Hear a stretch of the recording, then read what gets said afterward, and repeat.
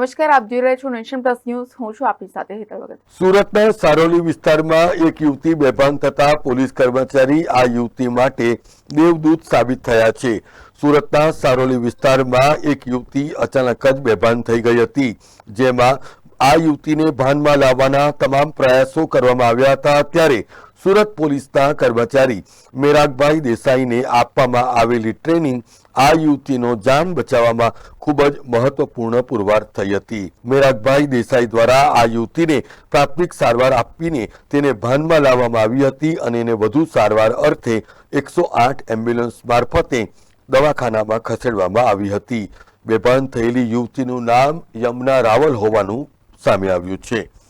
Bureau report, Nation Plus News, Surat.